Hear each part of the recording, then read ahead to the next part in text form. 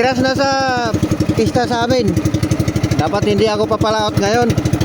Kaso lang mayroong nag aligid-aligid sa akin kahapon doon sa gango ko, kaya binalikan ko. Kaya mamaya andun yung tao ngayon. Maunahan pa ako doon sa gango ko. Kaya binalikan ko. Pero sandali lang ako doon, mga 2 oras na ako, uuwi na ako. Kasi dispiras na sa amin. So, madilim-dilim pa, umalis na ako. Madilim pa dito sa likod, pero doon sa laot maliwanag. Yan sa silangan. May barko na paalis, oh.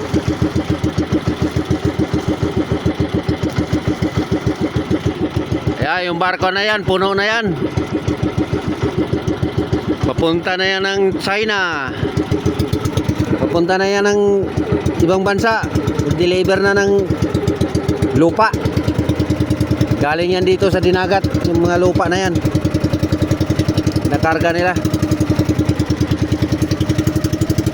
Mag-video ako mamaya mga kapobre pag pauwi na ako. Sandali lang ako doon. Patigilan ko lang yung kain sa pusit. Kasi kahapon mayroong maligid-aligid sa akin kahapon. Balikan yun ngayon pag walang tao.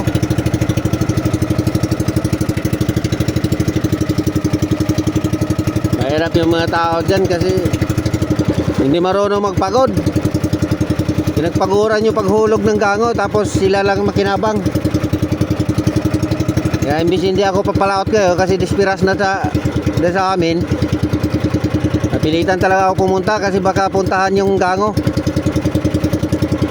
Gango ng anak ko yon. Yung anak ko nandun sa Maynila. Kaya ako muna magpunta. Naghihirapan yung paghulog, tapos iba lang makinabang. Wala talaga ibang tao, hindi talaga marunong mag sariling sikap.